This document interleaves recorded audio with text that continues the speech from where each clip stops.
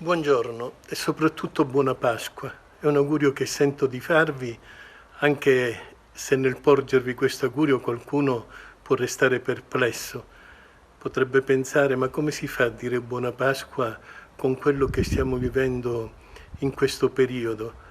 Dire buona Pasqua e intanto c'è gente che si ammala, gente che muore, gente che scopre la povertà immediatamente e improvvisamente, gente che piange e arriva lei a dire buona Pasqua.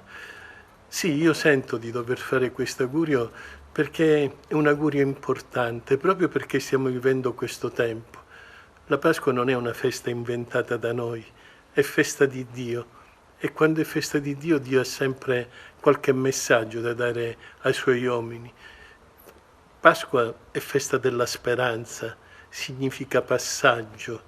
È Lui che viene a dire che è possibile passare da una situazione di morte, di difficoltà, a una situazione diversa.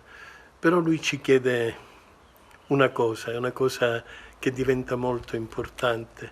Lui ci chiede di aver fede, di sperare, di credere che Dio è al centro della storia, al centro della vita. Noi purtroppo ci serviamo di Dio nei momenti di bisogno, anche in questo tempo lo stiamo pregando perché ci faccia guarire, e il rischio è che quando finirà questo momento anche Dio verrà accantonato. Lui invece vuole che il suo pensiero, il suo credere in Lui diventi il senso della nostra vita.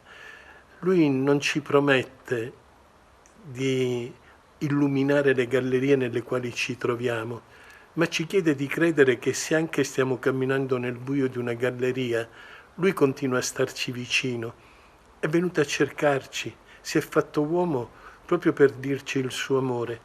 E la Pasqua è questo lasciarci prendere per mano da Dio per poter attraversare allora il Mar Rosso, oggi questo mare terribile del virus, credere che quando Dio c'è la paura può essere messa da parte. Noi abbiamo rovinato le feste mettendo tanti ingredienti e facendole diventare così importanti che quando mancano gli ingredienti crediamo che la festa non ci sia. La festa di Pasqua c'è perché Lui è risorto, una tomba è rimasta vuota e c'è un Dio che posso incontrare, che da quel momento diventa contemporaneo mio. So di averlo vicino, non devo cercare soltanto il cielo per trovarlo, ma devo guardarmi attorno. E là, nel sorriso del bambino, anche nelle lacrime dell'anziano, nella sofferenza di chi è malato, nella gioia di chi è giovane, incontro il suo volto, quel volto che mi invita a vivere la mia vita con impegno, a vivere la mia vita con coraggio, a non fermarmi, a non arrendermi, a sentire la gioia che tutto può essere dono, ad apprezzare le cose che abbiamo avuto. Noi stiamo apprezzando la vita perché stiamo vedendo come si può anche morire, ma quando stiamo bene ce ne andiamo per la nostra strada. La vita ce la stiracchiamo come se niente fosse e oggi scopriamo che è importante. Ci sentiamo padroni di tutti e poi è bastato un virus per mettere a capo un mondo. E allora vuol dire che questi che noi chiamiamo valori forse non sono tali. Dobbiamo ripoggiare la nostra vita su qualcosa che vale di più e che conta di più. Oggi parliamo di virus, di coronavirus, stiamo parlando di morti, abbiamo l'immagine di quelle bare sui camion militari.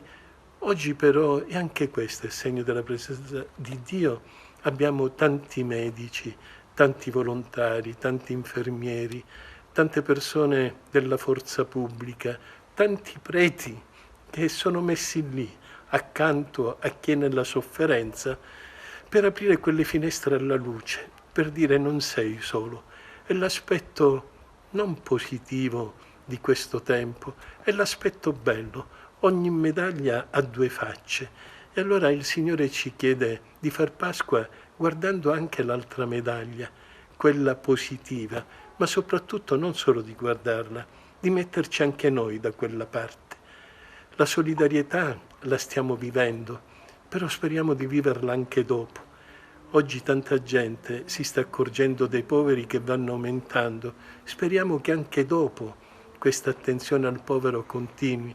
Oggi tanta gente si sta fermando in famiglia e sta riscoprendo i propri familiari. Sarà bello se dopo questo momento la famiglia ritrova la gioia dell'essere insieme. Quello che il Signore desidera è che veramente riscoprendoci uomini ci riscopriamo tutti, fratelli e sorelle. C'è il buio della sofferenza. Mi viene in mente quando quel ragazzo andò dal saggio a dire: senti, ma quando finisce il buio della notte e comincia la luce del giorno?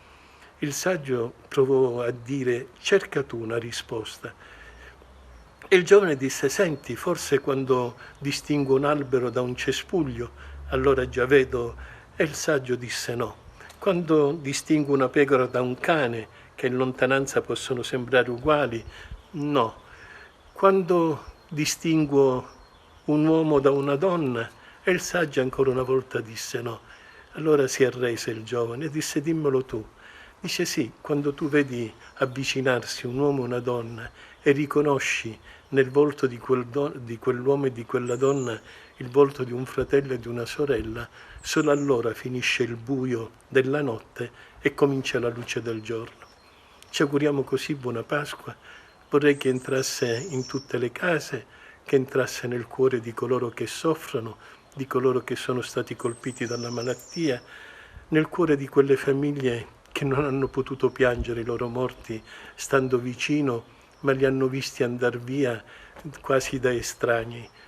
Voglio augurare buona Pasqua ai giovani che ora più che mai si trovano confusi. Quale sarà domani il futuro? Ai bambini, alle famiglie, a quei poveri che non sanno se stasera riusciranno a sedersi a tavola, a chi vede buio, a chi non sa più camminare. Ecco perché questa presenza di Dio dia a tutti forza e luce.